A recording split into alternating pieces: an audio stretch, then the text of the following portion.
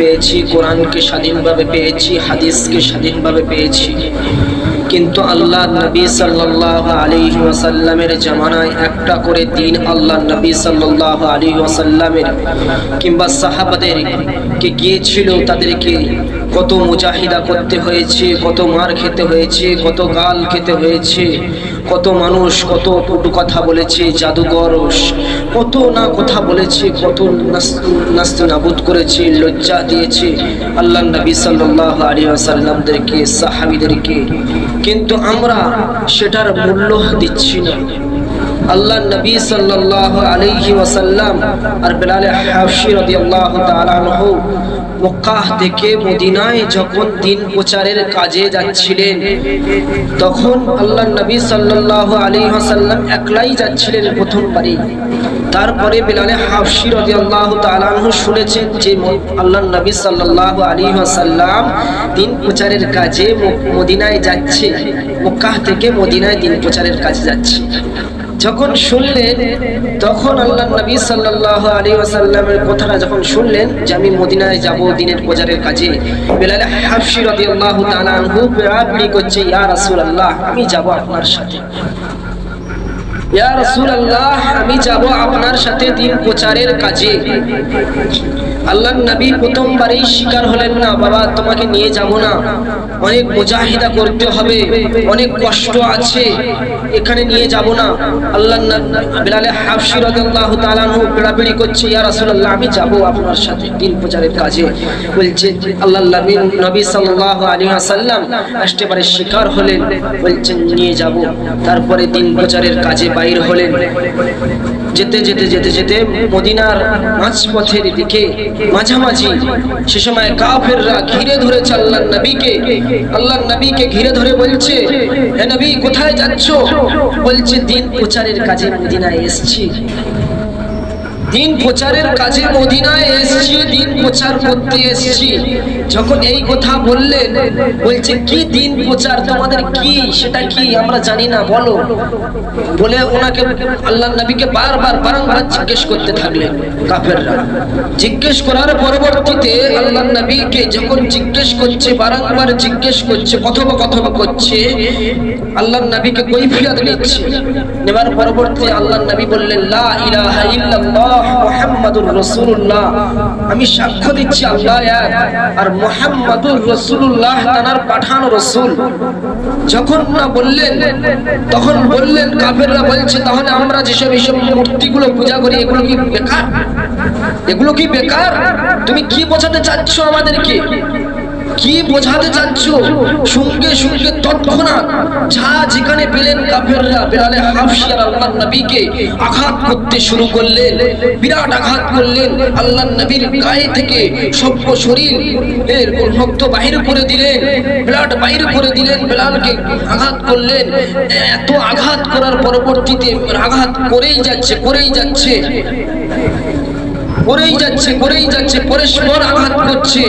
কাফেররা ছাড়ছেন না আল্লাহর নবীকে, বলছে তুমি বলো যে আমাদের এইটাই ঠিক, না হলে তোমার আজকে ছাড়া হবে না, জীবন নিয়ে নেব। যখন এই কথা কথোপকথন করছে, বারবার এরকম করছে, আল্লাহর নবী সাল্লাল্লাহু আলাইহি ওয়াসাল্লামকে মেরে কাফেররা মেরে লাস্টে বলছে মরে গিয়েছে, ছেড়ে দে। একটা কাফেরদের সর্দার, কাফেরদের লিডার বলছে মরে গিয়েছে, ছেড়ে দে, একে মরে গিয়েছে, ছেড়ে দিয়ে আর ইয়ে নেই। যখন এই কথা বললেন, ছেড়ে দিয়েছে বলে ছেড়ে দিয়ে তারা পালিয়ে গিয়েছে, চলে গিয়েছে। যাবার পরবর্তীতে আল্লাহ নবী সাল্লাল্লাহু আলাইহি ওয়াসাল্লাম আর বেলাল হাবশী দুজনেই উল্টে আল্লাহর নবী সাল্লাল্লাহু আলাইহি ওয়াসাল্লাম খুব শরীরটা ক্লান্ত, মার খেয়েছে। শরীরটা যখন ক্লান্ত, বেলাল হাবশী রাদিয়াল্লাহু তাআলা আনহু প্রশ্ন করছেন, ইয়া রাসূলুল্লাহ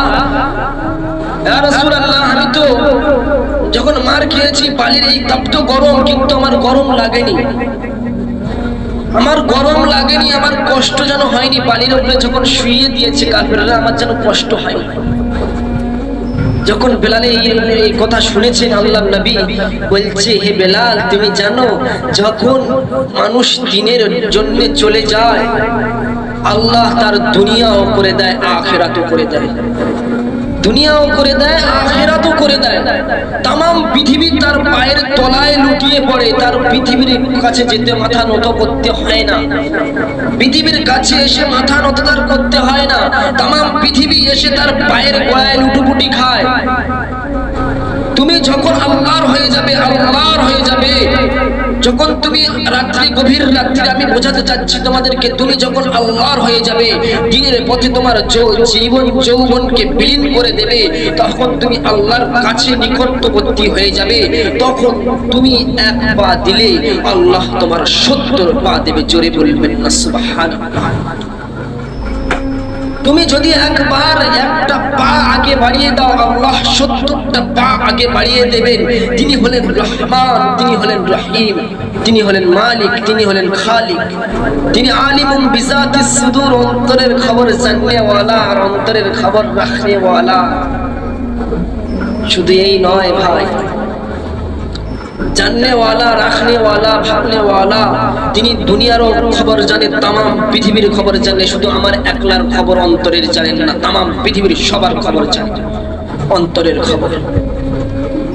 তা বেলালে হাফসি রাদিয়াল্লাহু তাআলা আনহু বলছে, একদিন মসজিদুন নববীতে সবাই বসে রয়েছে, সাহাবীরা আল্লাহর নবী দিন প্রচারের কাজে গিয়েছে। তখন বেলালে হাফসি রাদিয়াল্লাহু তাআলা আনহু বলছে, আমি নবীজির সাথে যখন গিয়েছিলাম মদিনাতে দাওয়াত পৌঁছাতে, তখন আমি যখন কাফেররা আমাকে মেরে শুইয়ে দিয়েছে, রক্তাক্ত করে দিয়েছে নবীজি সাল্লাল্লাহু আলাইহি ওয়াসাল্লামকে, আর আমাকে রক্তাক্ত করে শুইয়ে দিয়েছে, সেই সময়, সেই তৎক্ষণাৎ আমার যে বালির যে তাপ্ত গরম, মরুভূমির যে বালি, ওই বালির গরমটা লাগেনি। তখন আমি দেখি মদিনাতে যখন যাই, তখন দেখি আল্লাহর নবী সাল্লাল্লাহু আলাইহি ওয়াসাল্লামের উপরে, মাথার উপরে যেন মেঘের ছায়া, তলে মেঘের ছায়া করছে। আমি আল্লাহর নবীকে প্রশ্ন করলাম, বেলাল বলছে, আমি আল্লাহর নবীকে প্রশ্ন করলাম, হে নবী, হে নবী রাহমাতাল লিল আলামিন, আপনার এই মাথার উপরে মেঘের ছায়া করছে, এটা কি? এটার মানে কি? আমি বুঝতে পারছি না। বেলালে হাফসি যখন প্রশ্ন করলেন, আল্লাহর নবী বলছে, হে বেলাল, যখন আমি তোমাকে আগেই বলেছি, যখন তুমি আমার আল্লাহর হয়ে যাবে, আল্লাহ তোমার পুরো তামাম পৃথিবী পায়ের তলায় লুটিয়ে দেবে, তামাম পৃথিবী তোমার পায়ের তলায় লুটোপুটি খাবে। ওই জন্য করে আল্লাহর যখন তুমি নিকটবর্তী হয়ে যাবে, এই শুধু নয়, আল্লাহর নবী সাল্লাল্লাহু আলাইহি ওয়াসাল্লাম যখন মদিনার মাঝপথে আসছেন, ওইখান থেকে মার খেয়ে খানিকটা পথ আসলেন, চলে খানিকটা পথ আসার পরবর্তীতে মরুভূমির ওই বালু পদে, সেই সময় কাফেররা তো আর ঘেরাও করলেন না, মার মেরে পালিয়ে গেলেন। যাবার পরবর্তীতে, যাবার যখন হয়ে গিয়েছে, তারপরে আল্লাহর নবী গুটি গুটি পায়ে এসে কিছুটা আগিয়ে এসেছেন, দেখছেন মরুভূমির ময়দানে বহু উট, বকরি সমস্ত কিছু খাচ্ছিলেন, ঘাস খাচ্ছিলেন, কিংবা কাঁটাযুক্ত ফল খাচ্ছিলেন। ওইদিকে কাঁটাযুক্ত কাঁটা কাটা গাছ থাকে, ওই কাঁটা কাটা উটরা খায়, তা সেই খাবার খাচ্ছিলেন। আল্লাহর নবীকে দেখতে পেয়ে সঙ্গে সঙ্গে সবাই কাতারবদ্ধ হয়ে দাঁড়িয়ে গেলেন। কাতারবদ্ধ হয়ে যখন দাঁড়িয়ে গেলেন, বেলালে হাফসি চিৎকার দিলেন পিছনতে, ইয়া রাসূলুল্লাহ, আমি এটা বুঝতে পারছি না, এরা কাতার দিয়ে দাঁড়িয়ে গেল কেন? কাতার দিয়ে দাঁড়িয়ে গেল কেন? সারিবদ্ধ হয়ে দাঁড়িয়ে গেল কেন? বলছে, কাতার দিয়ে দাঁড়িয়ে যখন গিয়েছে, আমি প্রশ্ন করছি, ইয়া রাসূলুল্লাহ, সারিবদ্ধ হয়ে দাঁড়িয়ে গেল কেন? বলছে, জানো, এরা সারিবদ্ধ হয়ে দাঁড়িয়ে গিয়েছে এই জন্য করে যে, হে আমার আল্লাহ, হে আমার নবী রাহমাতাল লিল আলামিন, রাহমাতাল লিল আলামিন, তুমি রাহমাতাল লিল আলামিন, তুমি কি? তোমাকে সালাম জানাচ্ছে আল্লাহর নবীকে। কে সালাম জানাচ্ছে? উট, বকরি সালাম জানাচ্ছে, ইয়া রাসূলুল্লাহ, আমি কি আপনার সাথে যাব? আসসালাতু ওয়াসসালামু আলাইকা ইয়া রাসূলুল্লাহ, আসসালাতু ওয়াসসালামু আলাইকা ইয়া। উট পর্যন্ত সালাম জানিয়েছে, বকরি পর্যন্ত সালাম জানিয়েছে আল্লাহর নবীকে। এই জন্য তো রাহমাতাল লিল আলামিন বলা হয়েছে। কি বলা হয়েছে? রাহমাতাল লিল আলামিন। আল্লাহর নবীকে রাহমাতাল লিল আলামিন এই জন্য বলেছে। জি, আল্লাহর নবীর জীবনের ইতিহাস শুনলে চোখ ফেটে ঝরঝর করে পানি পড়বে। হায় হায় মেরে প্রিয় দোস্ত, আল্লাহর নবীর সিরাত সম্পর্কে জানলে আপনার চোখ থেকে পানি বেরিয়ে আসবে। আল্লাহর নবী এত মুজাহিদা করেছেন দ্বীনের জন্য। আল্লাহর নবীকে সালাম জানিয়েছে মরুভূমির কাঁটাযুক্ত ফল পর্যন্ত, গাছ পর্যন্ত, আসসালামু আলাইকা ইয়া রাসূলুল্লাহ। কার সম্মানের জন্য জানিয়েছে? আল্লাহর নবীর সম্মানের জন্য জানিয়েছে। আল্লাহর নবীর সম্মানের জন্য জানিয়েছে। আল্লাহর নবীকে সম্মান জানিয়েছে, সম্বর্ধনা জানিয়েছে যে নবী আপনি যাচ্ছেন দ্বীন প্রচারের কাজে, আমাদের কি কোনো কাজে লাগতে পারে? আমাদের কি কোনো কাজে লাগতে পারে? যদি লাগে আপনি তৎক্ষণাৎ বলবেন আমার মনিবদের কাছে। আমার মনিব যদি না বলে, আমি আপনার লুকিয়ে আপনার দ্বীন প্রচারের কাজে যাব। বলছেন না না, আমার যখন লাগবে, যে মুহূর্তে লাগবে তোমাদেরকে নিয়ে নেব। তাহলে এই দিন ইসলাম, সত্য দিনকে প্রচার করার জন্য কত মেহনত চালাতে হবে, মুজাহিদা করতে হবে, মার খেতে হবে, গাল খেতে হবে, কুটু কথা শুনতে হবে। তার জন্য যদি জীবন যৌবনকে বিলীন করে দিতে হয়, বিলীন করে দেব ইনশাআল্লাহ। যদি 1000 বার জীবন যৌবনকে দিয়ে দিতে হয়, ইনশাআল্লাহ দেব। কেন? আল্লাহর নবী সাল্লাল্লাহু আলাইহি ওয়াসাল্লাম বলে গিয়েছেন।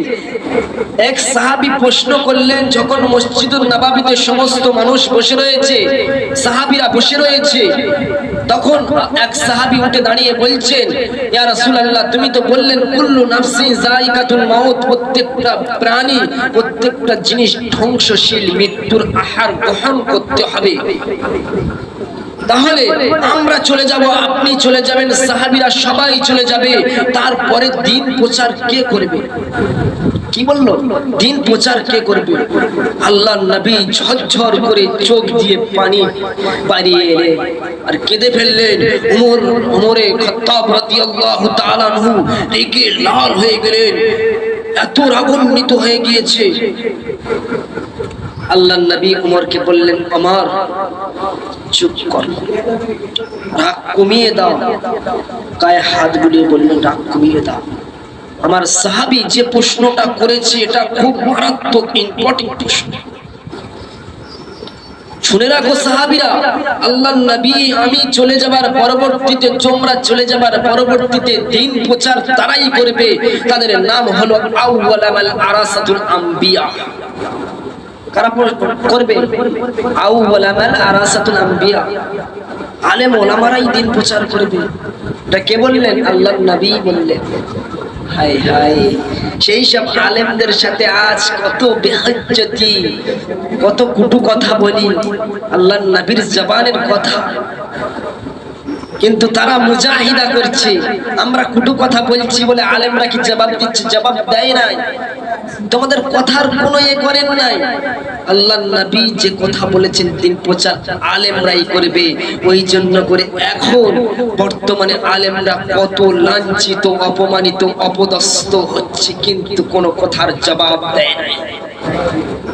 ভাবতে হবে এরা নবীদের ওয়ারিস, আর যারা জবাব দিচ্ছে এরা কথা যাব না। আল্লাহর নবী সাল্লাল্লাহু আলাইহি ওয়াসাল্লাম যেরকম